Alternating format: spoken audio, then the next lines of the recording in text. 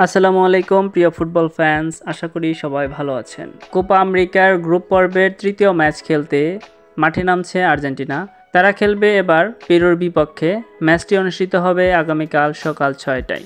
Argentina group পর্বের প্রথম দুইটা ম্যাচ জিতে নিয়েছে। তাদের গ্রুপ পর্বের পয়েন্ট এখন 6 পয়েন্ট টেবিলের শীর্ষে আছে তারা। আর্জেন্টিনা এবং চিলের খেলায় মেসি সামান্য ব্যথা পেয়েছে, এই কারণে মেসি হয়তো আগামীকালকের ম্যাচটা খেলবেন না, তিনি বিশ্রামে থাকবেন। বিখ্যাত সাংবাদিক গ্যাস্তন ইদুল তার সর্বশেষ টুইটে বলেছেন, মেসি ফার্স্ট ফেজের মেডিকেল টেস্ট করিয়ে ফেলেছেন, রিপোর্টে ইনজুরি ধরা পড়েনি। কোয়ার্টার ফাইনালে ফেরার লক্ষ্যে তিনি প্রস্তুতি নেবেন, তার মানে তিনি আগামীকালকের ম্যাচটি খেলছেন না। চলুন এবার কথা বলি আর্জেন্টিনা এবং পেরুর পসিবল লাইন আপ নিয়ে। তো প্রথমে কথা বলি আর্জেন্টিনার পসিবল লাইন আপ নিয়ে। হয়তো এই ম্যাচে লিওনেল স্কালোনি নতুনদের গুরুত্ব দেবেন, স্টার্টিং লাইন আপে নতুন বেশ কয়েকজন থাকতে পারে। আর্জেন্টিনার ফরমেশন হতে পারে 4-3-3, যেখানে গোলকিপার হিসেবে এমি মার্তিনেজ, ডিফেন্সে Gonzalo Montiel, German Pezzella, Nicolas Otamendi, Nicolas টাগলিয়াফিকো।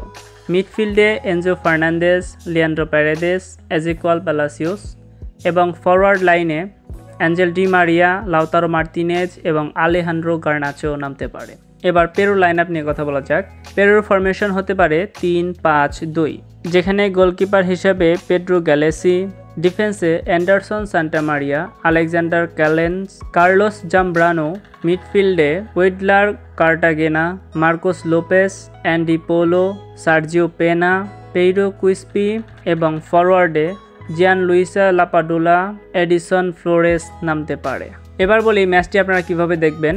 ম্যাচটি আপনারা বাংলাদেশের আরটি স্পোর্টসের মাধ্যমে দেখতে পারেন, এছাড়া আনঅফিসিয়াল ওয়েবসাইট অ্যাপের মাধ্যমে ম্যাচটি আপনারা চাইলে দেখতে পারবেন।